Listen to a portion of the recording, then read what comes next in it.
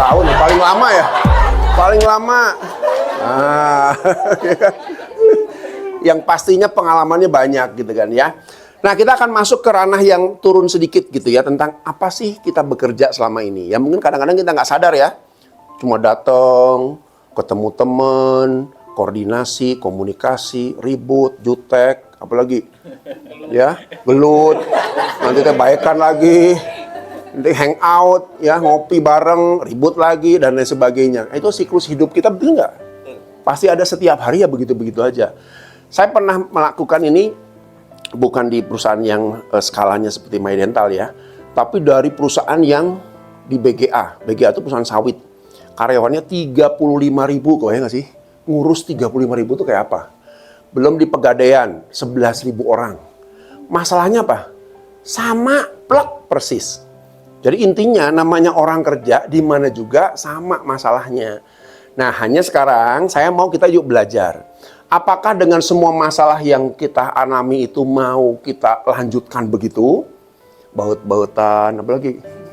Ayo, ya ini kalau ketawa berarti, Pak bener-bener. Sama di perusahaan gede juga sama. Saya di perusahaan Kasen ya. Kasen itu perusahaan apa tuh? Kalau Johnson apa? Bukan. Ya, bedak dan sebagainya. Unilever yang apa ribuan orang. Juga masalahnya sama. Ya, kuncinya bukan soal masalahnya.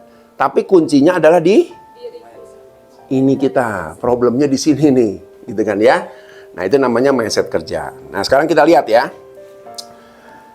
Apa yang buat seorang pasien, sebutnya pasien ya? Atau konsumen? Pasien. Ya, pasien datang tuh apa sih? Menjadi loyalitas pada My Dental. Pertama apa? Betul nggak? Wah, lokasinya deket nih. Kan gitu kan ya? Oh, dari sana jauh, di sini aja lah. Ada My Dental di Merdeka nih, lebih dekat nih. Nah, itu satu ya. Yang kedua, wah ternyata bagus fasilitasnya nih. Alat-alatnya lengkap dan lain sebagainya. Mereka lihat di website dan lain sebagainya. Yang ketiga, reputasi My Dental gitu kan ya. Dan yang terakhir adalah, nah ini dia ya. Kalau yang atas ini nggak bisa diapa-apain gitu kan ya. Tapi yang kita bisa lakukan adalah pelayanan. Betul ya, cuman itu satu-satunya yang membuat orang mau datang, balik lagi, datang lagi, balik lagi, datang lagi. Ya. Nah, kita di mana posisinya? Nah, ini tadi apa? Mas Andre di sini, Mas ini di sini, Mbak ini di sini, semua nangkring di sini nih. Betul nggak? Orang masuk ke sini, mulai dari mana coba? Orang merasa puas, nanti kapan-kapan kalau ada masalah gigi, saya mau kesini lagi deh. Mulainya dari mana itu? Nggak mulai dari ketika orang datang. Enggak, sebelum front office. Parkir dulu kan. Aduh, susah pisan parkir. Betul nggak? Itu udah membuat pusing ke orang. Aduh, gimana ya kalau parkirnya gini ya. Itu aja udah membuat orang mumet gitu. Satu ya. Setelah parkir, akhirnya dapat parkir. Turun, jegrek. Terus ketemu siapa? Security dulu. Coba kalau security jutek gimana? Ya, Pak, ini teh buka, masuk aja. Waduh, orang mulai nggak enak. Kok kayak begini ya? Bener nggak? Jadi orang tuh datang dengan semua emosi yang mereka bawa, gitu kan? Terus masuk ruangan, ketemu front office. Sini front office apa? Nah, misalnya, Mbak, sama-sama Mbak Angel deh ya. Oh ini, misalnya, Mbak. Saya mau nanya dong, ini ada pelayanan apa aja? Tuh Pak, baca ada brosurnya ada. Gimana? Tambah? Ya elah kok kayak begini sih. Ya sudah akhirnya, ya udah saya daftar deh. Udah butuh sakit gigi gitu misalnya gitu kan ya. Terus setelah itu ketemu? Tunggu dulu. Ya, ruang tunggu teh sepi, majalah nggak ada, ini nggak ada, bengong, TV mati gitu kan ya. Aduh gimana ini tehnya, AC mati, panas. Misalnya kan ya. Terus apa yang terjadi? Waduh udah nggak mood lah pokoknya, aduh. Tambah sakit gigi lagi kan ya. Udah itu ketemu sama dokternya. Dokternya juga ditanya buru-buru dan lain sebagainya. Perawatnya juga cuek gitu kan ya. Mbak, minum. Nanti dulu, lagi diambil air. Aduh, tambah kesel nih orang. Gimana sih nih? Dah, selesai. Akhirnya, nunggu. Obat dikasih nggak? Obat, gitu kan ya. Terus pembayaran. Udah gitu kasirnya siapa di sini? Wah, sama juga. Ya, kasirnya jutek juga. Aduh. Akhirnya, waktu dia sudah mau keluar, dia berjanji apa? Saya tidak akan pernah kembali ke sini lagi. Nah, betul ya? Jadi hati-hati teman-teman. Ya, jangan berpikir orang datang ya pokoknya sekedarnya, seadanya, enggak loh. Orang sekarang tuh punya emosi, punya pikiran, punya persepsi, apalagi persaingan. Orang bisa pindah aja ke sini deh, pindah ke situ, lebih enak di sana deh dan lain sebagainya. Ya, sekarang tugas kita sebagai tim, sebagai bagian dari My Dental adalah bagaimana orang yang datang itu harus kita jaga habis-habisan. Nah, gitu, mulai dari depan sampai belakang. Ya, sehingga orang begitu keluar teh punya pengalaman yang bagus ya. Aduh, di My Dental mah enak nanti saya ajak teman saya lah kalau ada apa-apa ke sana deh. Betul nggak? Jadi kita nggak repot lagi marketing karena semua orang bisa marketing buat perusahaan kita. Nah, ini yang kadang-kadang pemahaman ini yang nggak kita sering lupa gitu ya. Yang ada apa? Yang ada apa?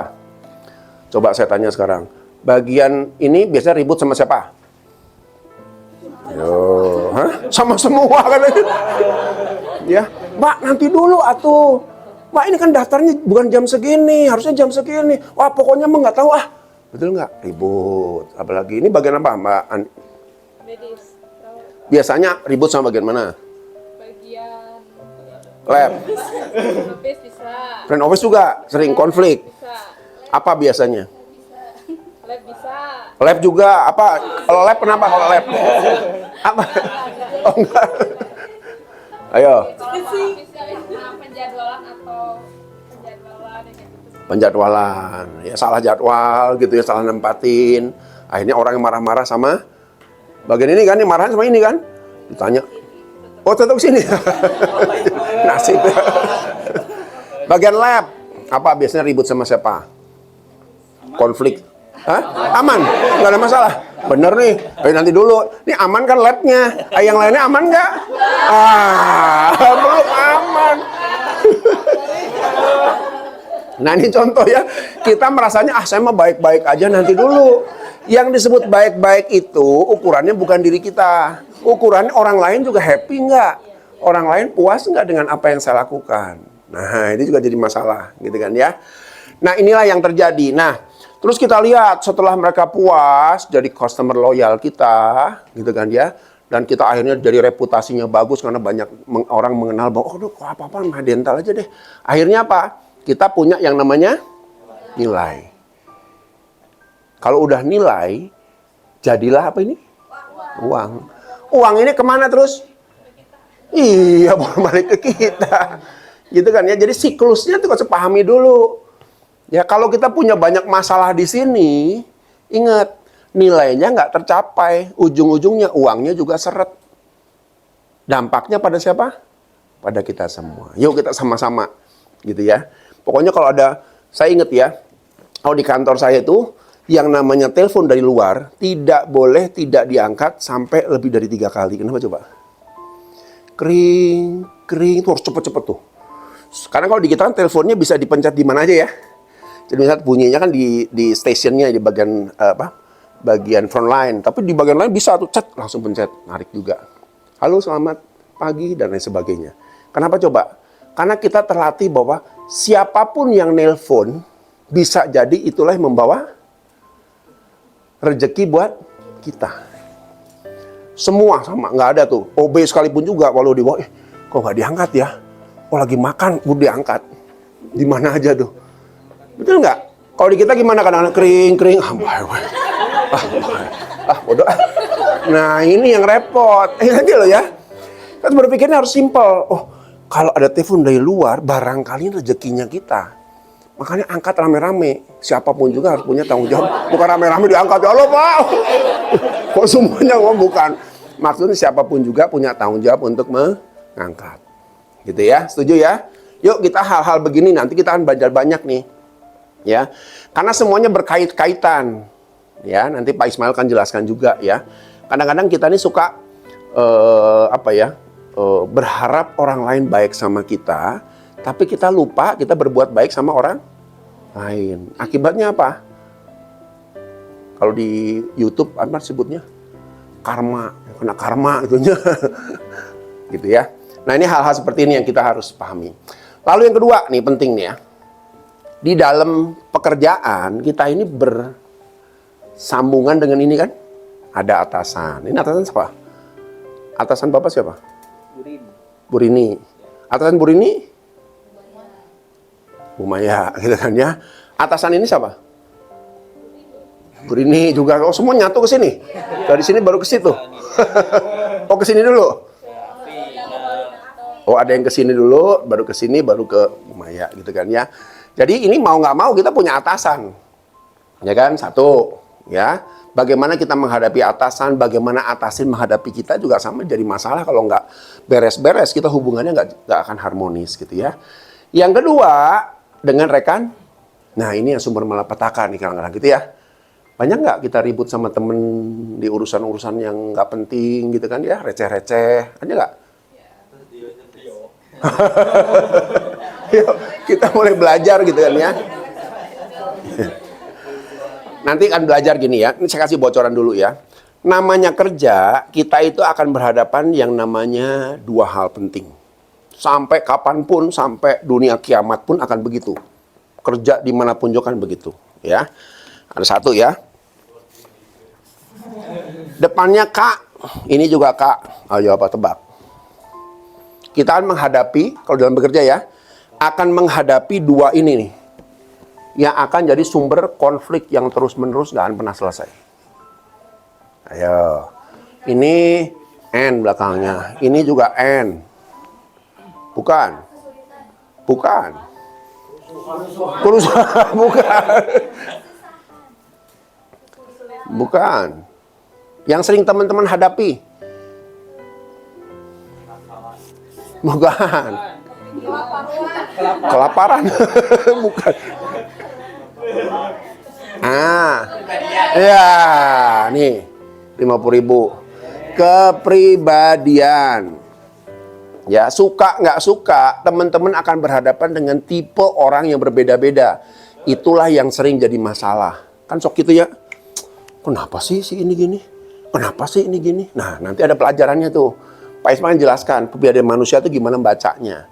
Jadi teman-teman bisa bermanfaat untuk melihat, oh rekan kerja saya itu kayak gini. Saya harus ngadepinnya begini. Oh, si konsumen ini teh orangnya begini.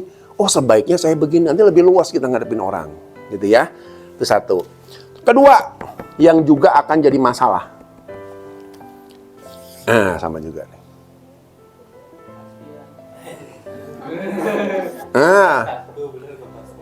Belum kan? Hampir. Mana tuh? 50.000 tuh. Kepentingan. Ini dua hal yang sering buat kita konflik. Atau kalau saya bilang konflik abadi. Di perusahaan manapun juga kan muncul gara-gara dua ini nih. Ya. Tapi sebenarnya nggak ada yang salah. Ada nggak orang bisa pribadian jadi satu? Oh, di My Dental mah geus we kudu kieu, bisa nggak? Nggak bisa. Ya sesuai kepribadian masing-masing. Numplek jadi satu. Betul nggak? Mungkin Burini yang sering ngadepin bawahan-bawahan begini kan aneh-aneh ya. Tingkah polanya ya. Aduh, si ini mah gini. Aduh, si ini. Aduh, sampai gak pusing gitu ya. Ini lagi orang-orang. Kenapa? Kepribadiannya beda-beda. Gitu kan ya. Yang kedua, karena kepentingan. Nah, ini yang menarik nih. Kepentingan itu apa sih? Jabatan kita masing-masing. Sok sini keuangan siapa? Wah. Burini deuing. Keuangan. Bu, sering ribut sama siapa urusan keuangan? Gaji karyawan. Soalnya gaji karyawan. Selain itu, yang urusan kasbon. Kasbon, apalagi urusan permintaan juga kadang gitu nggak? Minta barang, asal minta, nanti dulu, belum ada usulan, itu jadi masalah juga, betul nggak? Nah, itu karena apa? Karena Bu Rini punya tanggung jawab apa terhadap uang? Nggak terhadap uang, Bu Rini.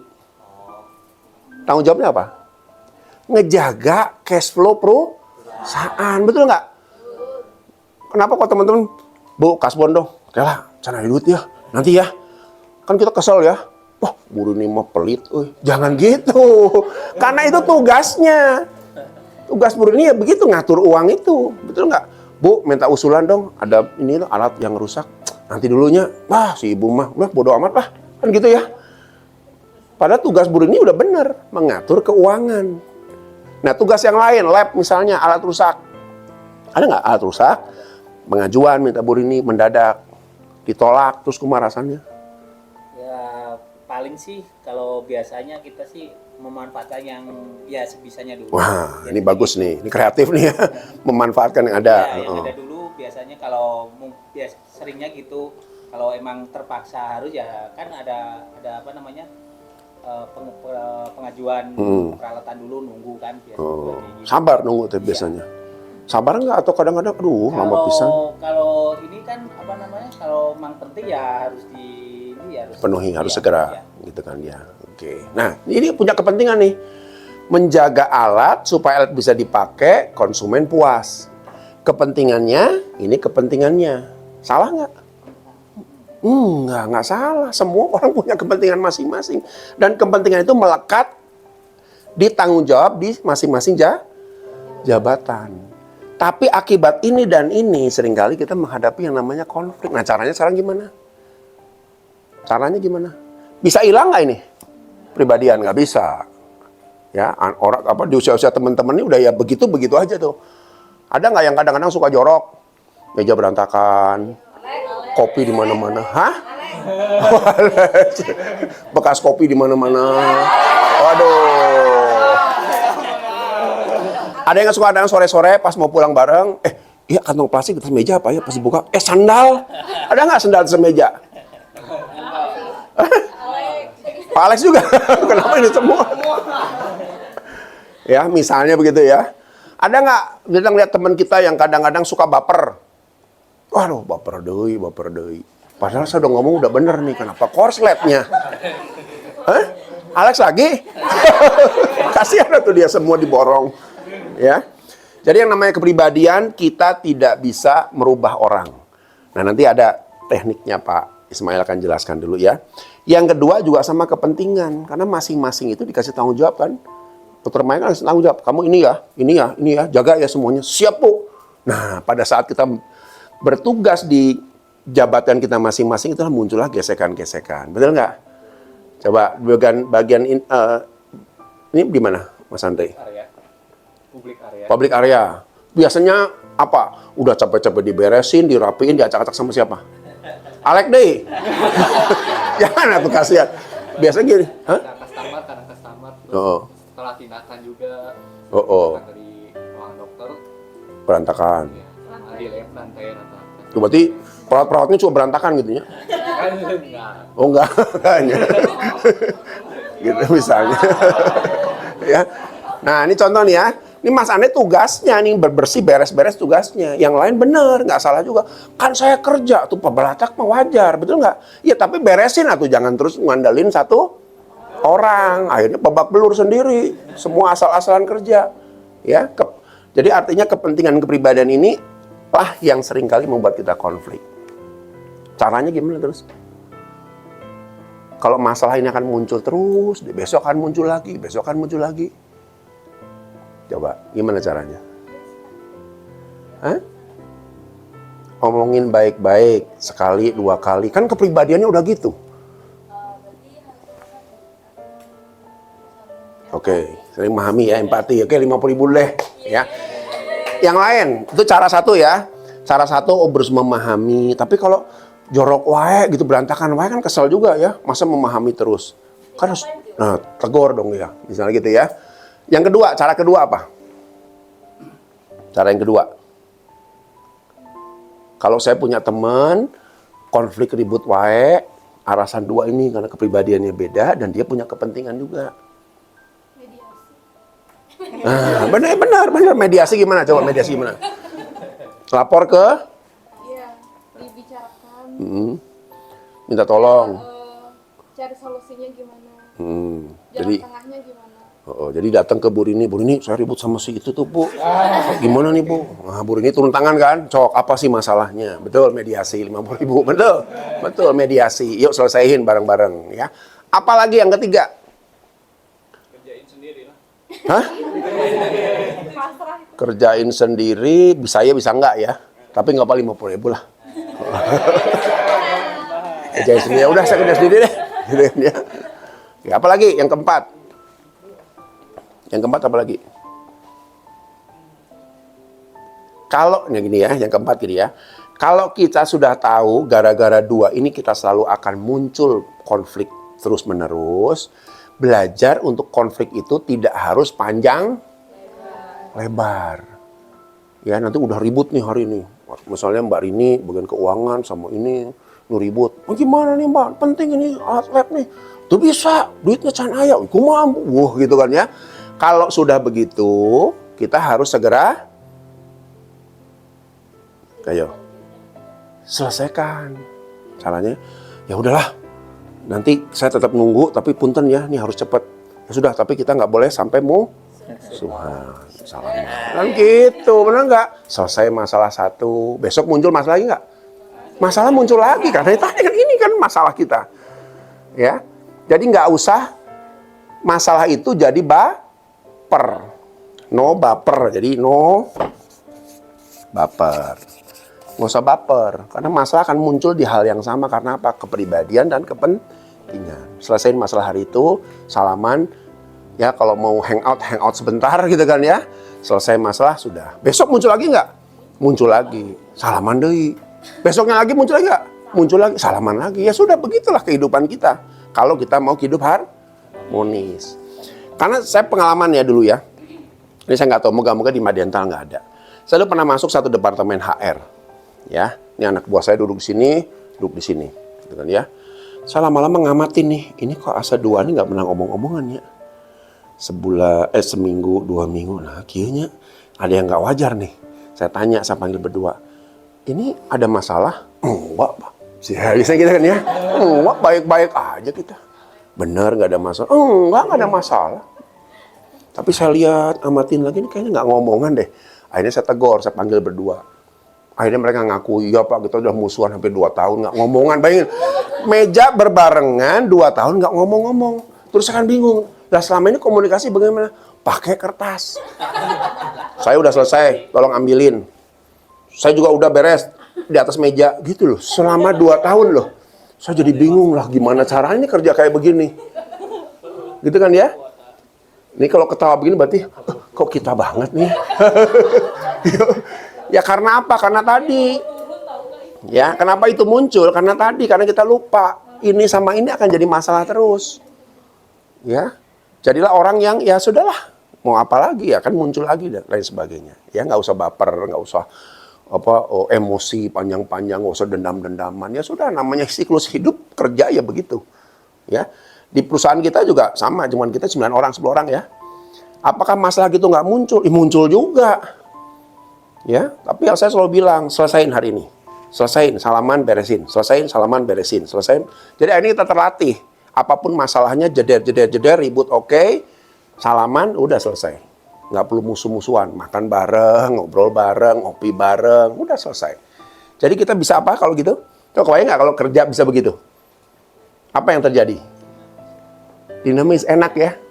Ya, nggak usah. Jadi pulang juga enjoy. Problem terbesar adalah membawa masalah pekerjaan kemana? Apa yang terjadi? Dan sebaliknya, ribut di rumah dibawa ke kantor. Nah ini sumber masalah juga tuh. Di kantor ribut, di rumah ribut. Akhirnya, hirup ribut. Wah, ya salah sendiri saya bilang. Bunuh diri terakhirnya. Gitu ya, kira-kira ya. Oke. Terus yang berikutnya ngadepin juga pasien. Ya, ingat ya, kadang-kadang pasien kan juga punya tingkah polanya aneh-aneh. Betul ya? Ada yang bener, ada yang iseng, pasien itu suka iseng. Ya, saya ingat dulu saya membantu satu call center ya di perusahaan makanan. Mereka begini, Pak, kita ini call center, kan 12 jam mereka. Ya, cuma nelpon tuh ya. Saya nanya, berapa banyak sih orang yang komplain, yang benar-benar komplain loh ya? Sedikit Pak, sisanya mah temen curhat. Iya, halo, ya Pak, kami dari call center ini silakan, apa keluhan Bapak? Enggak, saya mengeluh masalah keluarga, gitu. Tapi kan mereka nggak boleh langsung, oh nggak bisa Pak, jebret, nggak bisa. Tetap harus dilayani dengan baik gitu ya, gimana caranya. Jadi kebayang nggak tuh? Jadi orang tuh kadang-kadang ketemu kita itu bukan masalah dengan siapa? Dengan kita loh. Mungkin ya, ini lagi sakit gigi, ribut sama siapa? Suaminya gitu kan ya, sakit gigi, ketemulah sama siapa nih? Wah, Mbak Angel nih.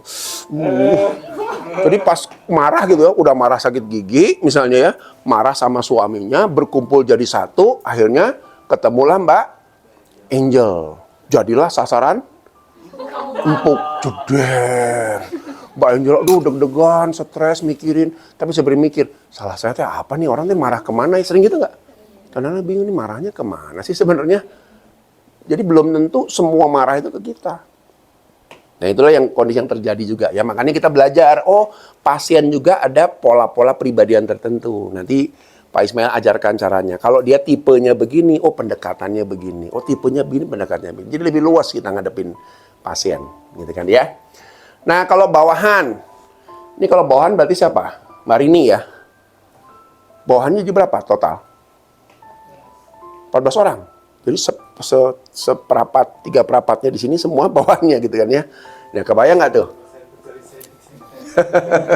Oh kecuali ini beda ya.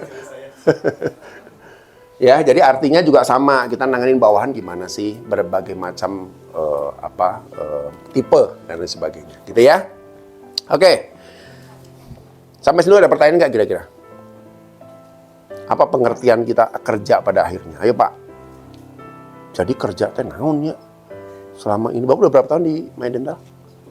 10 tahun. Wah, coba kita lihat dari orang yang 10 tahun ya. Jadi setelah Bapak tadi dapat pengertian begini, saya di My Dental tuh apa ya yang saya dapat, atau pengertian apa yang saya mulai muncul? Lebih kalau kerja sih, lebih kalau ini sih melayani sih. Yes. Kalau menurut saya melayani. Maksudnya gimana? Melayani itu Kita kan mengerjakan sesuatu untuk orang lain. Jadi istilahnya kita ya nanti pelayan kita yang baik, berarti nanti feedbacknya kita juga lebih baik juga. Oke, kasih plus dulu dong. Ya, 100.000. Bagus nih pengalamannya ya. Jadi saya setuju ya, bahwa kerja itu kita melayani. Betul ya? Jadi bukan ke pasien aja, ke siapa lagi? Ke semuanya, ke teman-teman kita juga. Ya, banyak dari kita kadang-kadang kerja untuk diri sendiri. Temen minta tolong, ente sibuk, enggak, pusing, enggak, lagi repot dan lain sebagainya. Ingat loh ya, kalau kita nggak mainin orang lain juga akan mikir sama. Ini kalau disuruh minta tolong nggak mau, saya juga nggak mau. Akhirnya apa yang terjadi? Kerja itu dendam-dendaman, balas-balesan. Nggak mau kalau disuruh sama Mbak Indri mah soalnya, betul nggak? Saya nggak mau dibantuin Mbak Nida soalnya. Nah akhirnya nggak beres-beres, betul nggak? Terus aja berbenturan, ya sehingga kita lupa kita nih kerja kayak yang tadi ya, yang disebutin di atas nih. Untuk apa sih? Nah, siklusnya ke sini, ya, good, bagus ya, Mas Asis ya. Saya tanya sekarang ke Mbak Afi. Apa yang didapat setelah kita memahami proses ini?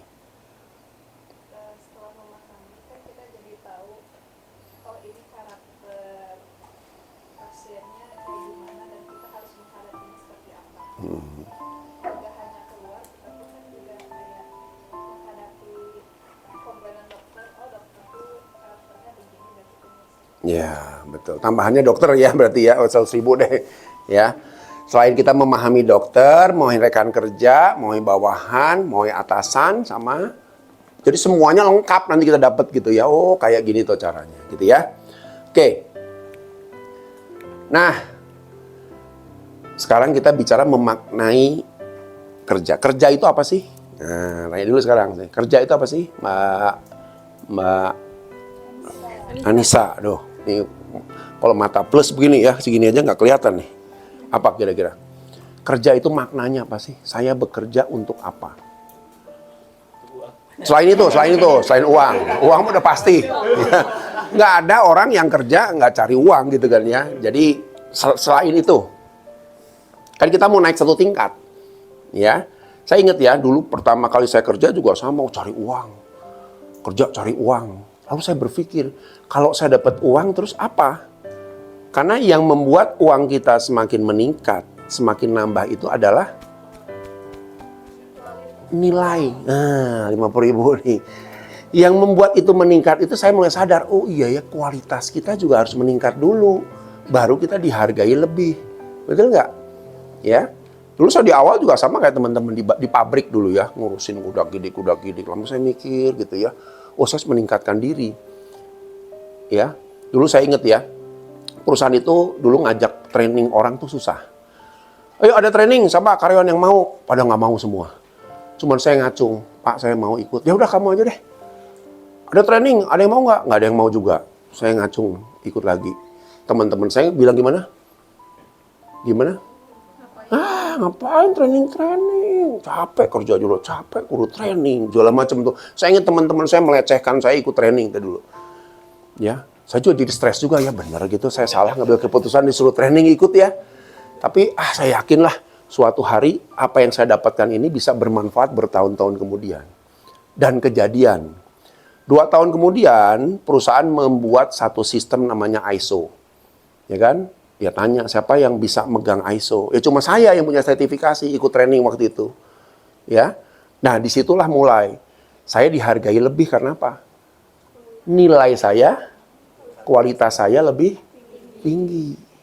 Nah, yuk sekarang, kalau kita cuma melihat uangnya, kualitas kita nggak kita naikin, jangan kaget. Ya kita hanya dapat segitu. Yuk, sekarang apa?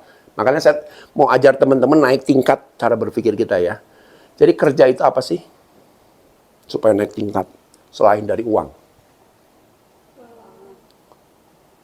Ayo. Nah, ini belum ya, nanti kalau udah paham ini nanti coba kita lihat. Nya kita kadang-kadang lupa. Apa? Atau ini deh, Mas Andre. Pengalaman sama relasi teman kerja. Pengalaman dan relasi. Maksudnya gimana pengalaman relasi? Nambah teman baru lagi, ada teman baru, jadi saling berbagi informasi untuk pengalaman kerjanya biar lebih paham. Oke, jadi relasi ya. Jadi kita membangun relasi lebih luas, betul ya? Jadi banyak teman, banyak kita kenal orang, entah itu pasien, entah itu teman dan lain sebagainya. Kalau kita sudah nambah orang, kita bisa ngobrol sama banyak orang, apa manfaatnya buat Mas Andre? Bisa meningkatkan lebih quality. Yes, nah, 100.000 dong. Ya kasih plus dong. Oke, sekarang kesini deh. Mas Babas dulu lah. Ayo, Mas Babas. Apa makna kerja buat Mas Babas? Buat saya kerja itu salah satu media buat kita ngelakuin self improvement. Wih, kasih plus dulu dong. Apa itu self improvement? Improvement itu dimana kita meningkatkan kualitas diri kita sendiri atau kebiasaan kita dari yang biasa. Katakanlah gini, kita dulu nggak pernah bisa nih megang komputer, tapi gara-gara kerja jadi bisa megang komputer. Salah satunya bisa kayak gitu, sederhananya. Atau hal yang kayak tadi saya baru sebutnya. Dulu saya di rekam medis cuma tahu data pasien, sekarang bisa tahu soal radiologi. Dulu yang tahunya bahasanya A, sekarang tahunya bahasa. Oke, 100.000 luar biasa nih ya. Yuk kita mulai sekarang punya bola berpikir itu seperti itu, positive thinking, gitu kan ya. Karena saya ngelihat gini ya dari pengalaman, saya kan banyak assessment. Saya kan baru assessment hampir 3.000 orang di Pegadaian, ya. Itu banyak kan gini kan, biasanya kalau assessment itu kan seringkali si atasan-atasan ngomong ya. Kan kita nanya aja, Pak ini gimana, ini mah nggak bisa apa-apa, ini mah segala macam. Tapi waktu di tes, waktu di assessment, saya kaget, ini orang hebat nih, ini orang luar biasa nih, ini. Kenapa coba? Ya, karena banyak orang punya kemampuan tapi tidak pernah bisa dilakukan. Dia nggak pernah tahu tuh. Ya ibarat kita punya kotak, ya kita dudukin berhari-hari, berbulan-bulan, pas dibuka kotaknya isinya apa? Hah? Emas. Aduh, banyak loh kayak begitu. Ya, jadi teman-teman tidak akan pernah tahu kemampuan kita kecuali nyoba. Cuma nyoba, nggak bisa, mau gimana? Gitu ya. Sekarang kita bisa tahu kita bisa belajar, bisa berenang dari mana? Salah satu langkah pertama bisa berenang.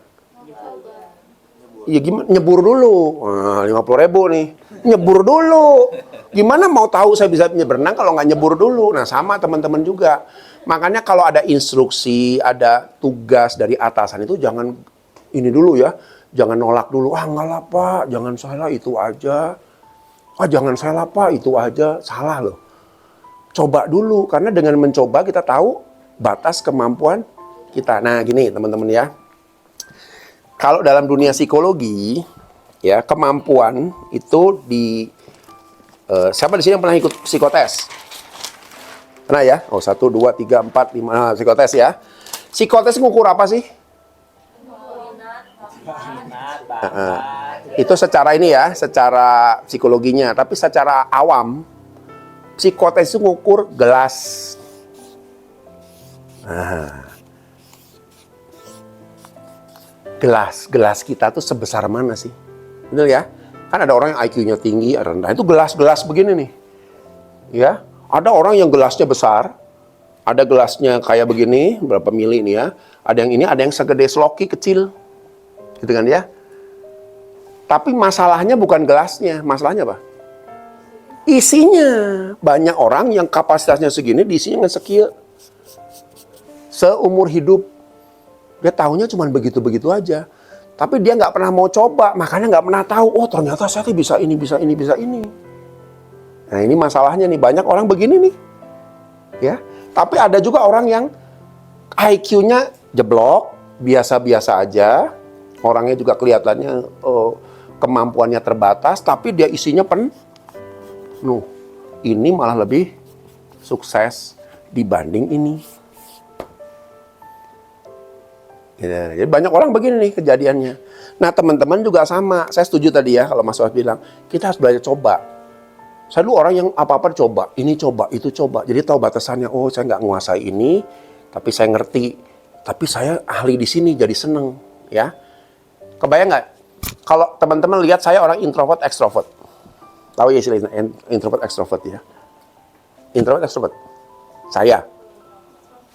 Hah? Extrovert. Ini yang bener yang ini 50.000 nih. Saya itu orang yang super introvert. SMP, SMA kalau ketemu orang ngumpet.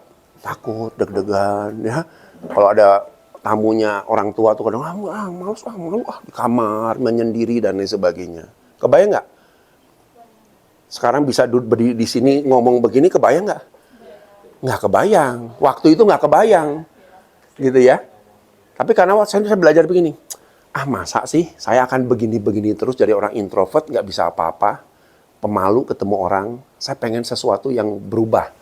Akhirnya saya belajar komunikasi. Susah nggak orang introvert, super introvert, komunikasi susah nggak? Setengah mati Pak, ketemu orang udah gemper, deg-degan, takutnya ini, takutnya itu, gitu kan ya. Tapi karena saya punya tekad, saya harus belajar. Karena kalau saya nggak belajar komunikasi sama orang, saya nggak pernah tahu kemampuan saya, dan saya nggak akan jadi siapa-siapa. Akhirnya saya mulai belajar komunikasi. Sama siapa? Semua orang. Yang saya temuin di mana-mana saya ajak ngomong. Lagi naik motor, hujan-hujanan. Kan biasa kalau kita biasa, terus menepi dulu kan? Niuhan gitu kan ya. Biasanya gimana sama orang-orang sebelah kita? Diem. Enggak, saya ngomong, Pak, hujan ya Paknya? Katanya. Dingin ya Pak ya? Pokoknya biarin aja. Orang jawabnya klise juga biarin aja. Karena apa? Dalam rangka saya melatih komunikasi. Dan saya latih bertahun-tahun. Sampai akhirnya menemukanlah passionnya. Kok saya seneng ngajar ya? Saya seneng di depan ngobrol seperti ini ya? Saya seneng diskusi ya? Sampai akhirnya saya bisa berubah seperti ini. Nah saya bersyukur waktu itu saya paksakan diri saya. Nah teman-teman juga sama. Banyak orang nih masih muda-muda nih sayang ya. Kalau kita tahunya main ini terus. Padahal potensi kita gelas segede gini. Gitu. Makanya kalau ada instruksi dari atasan kita, jangan langsung, enggak lah, coba dulu. Karena cuman mencoba kita tahu batasan kita sih mana. Gitu ya. Oke, good tadi ya. Yang sini. Mbak Krisna. Krisna. Krisma. Oh, Krisma. Krisna. Ayo Mbak Krisma. Apa makna kerja?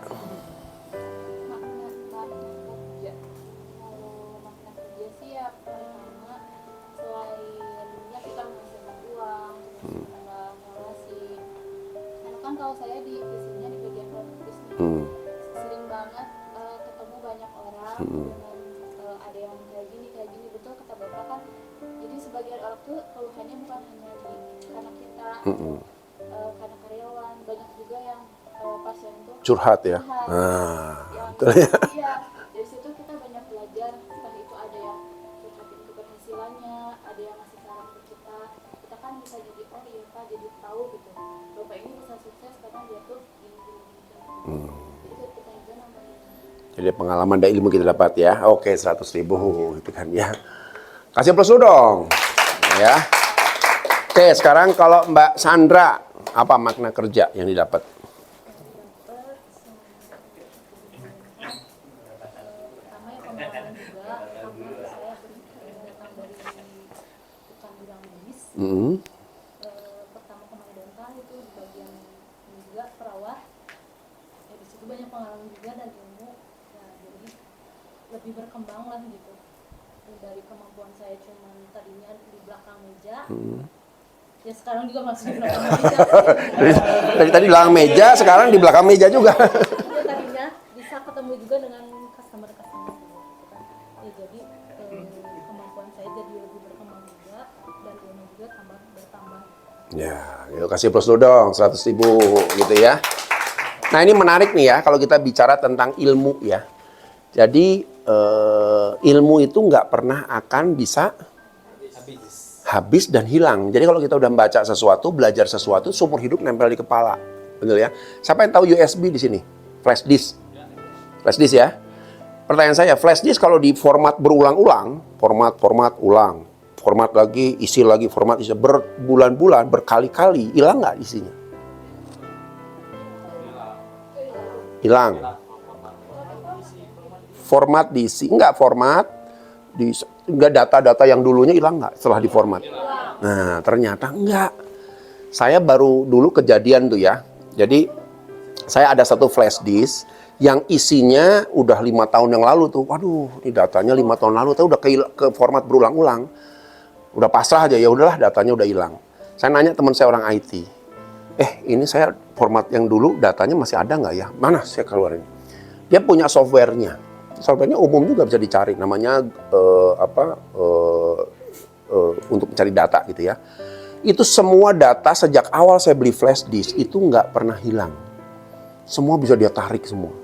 Nah rupanya itu sama dengan otak kita. Apapun yang masuk di kepala kita, ilmu baru, pengalaman baru itu nempel seumur hidup.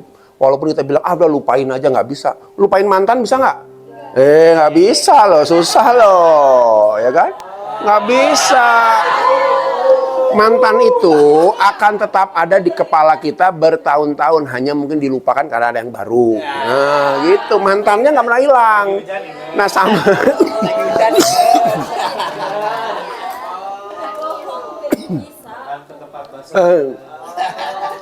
Karena otak kita itu tidak bisa membuang apa yang sudah nempel di kepala kita. Dia nempel seumur hidup. Nah sama, kalau kita punya pengalaman, pengetahuan yang positif, itu akan nempel bertahun-tahun di kepala kita. Akibatnya, ketika kita menghadapi satu situasi, kita jauh lebih apa? Mudah, gitu kan ya.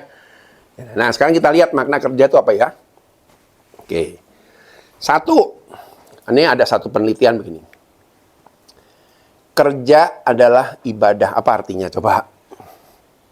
Nih. Mas Alek nih. Alek apa siapa itu? Dio. Apa? Bahwa katanya kerja itu ibadah. Maknanya begitu. Ada orang bilang begitu. Artinya menurut Mas Dio maknanya apa itu? Kerja adalah ibadah. Nggak tahu. Oke, nggak apa-apa. Yang lain coba saya bisa jawab. 100.000 ya. Apa itu? Kerja adalah ibadah. Jadi kan kita untuk mendapatkan sesuatu itu harus halal ya. Hmm. Kalau dengan kerja kan kita udah bisa dipastikan kita mendapatkan sesuatu itu yang halal, tidak dengan mencuri, terus membohongi orang, apapun dan sebagainya. Yes, kasih plus dulu dong, luar biasa nih ya. Jadi ini satu hal yang menarik ya. Jadi kalau kita menganggap bahwa kerja itu ibadah, berarti kita jadi orang yang kalau bekerja itu akan bertanggung jawab. Betul ya? Ada instruksi, saya kerjakan, saya tuntaskan, saya selesaikan. Ya kan? Kerja harus berkualitas. Itu namanya kalau kita kerja itu ibadah. Betul nggak? Ya kan? Nah, ini akibatnya apa? Tadi ya benar ya. Nah, yang kedua, kerja adalah apa itu artinya? Nah, sekarang yang lain coba. Ayo harus ini ya, melatih. Pak Eli. Eli ya benar ya? Eli. Ini Eli, Elie, Elii. Oh, Elii. Oke, apa itu? Namanya kerja itu adalah amanah.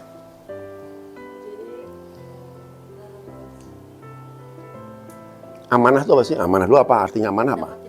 Nah, artinya apa?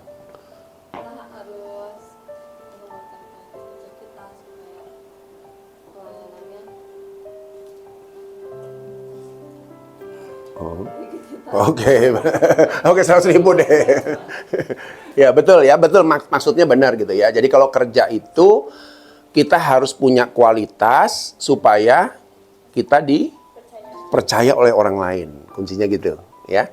Konsumen bisa percaya sama kita, jadi konsumen yang loyal itu kalau dia ngerasa, wah kita amanah dengan apa yang kita kerjakan atau kita lakukan. Gitu ya. Oke, itu yang kedua ya. Yang ketiga.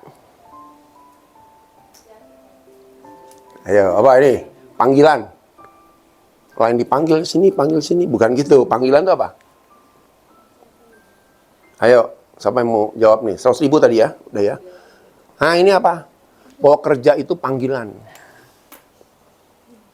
Ya, apa itu panggilan? kemauan sendiri, Kesadaran dari pengabdian.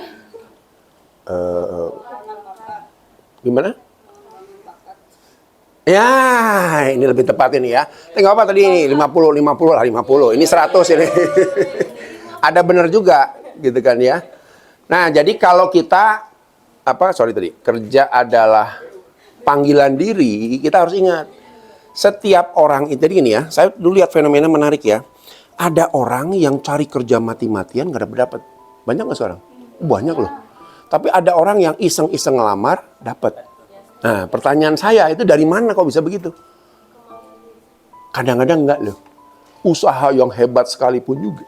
Kalau kita nggak dipanggil untuk bekerja atau kita nggak dipanggil di satu posisi, juga nyungkir balik tuh. Saya di kantor mungkin sekitar setahun yang lalu ya, setahun yang lalu ya.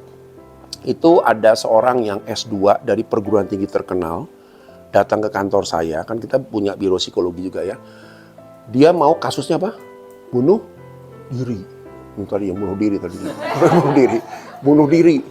Saya kan bingung. Anda kan S2, IPK-nya 3,75. Apa yang jadi masalah gitu ya? Wah, saya udah nggak ada makna, nggak ada arti Pak. Saya ngelamar kemana-mana nggak diterima. Bayangin tuh, S2 perguruan tinggi terkenal, IPK bagus, susah masuk, susah kerja, mau bunuh diri, gitu ya. Sampai ada satu kan, tahun 2013, ada orang yang dari perguruan tinggi terkenal juga, IPK-nya tinggi juga, mengajukan ke Mahkamah Agung apa? Diperbolehkan bunuh diri karena sudah stres. Kebayang nggak? Jadi saya mikir-mikir gitu ya, oh ada orang kok susah payah cari kerja susah, tapi ada yang mudah kerja. Rupanya setiap orang tuh ada panggilan, makanya kalau kita sudah tahu kita punya panggilan, dapat kesempatan bekerja, kita harus gimana? Hah? Bukan. Satu, ya 50.000, apalagi? Ada kata yang bagus yang orang pakai. Kalau kita sudah dapat pekerjaan, yang perlu kita lakukan atau yang perlu kita pikirkan adalah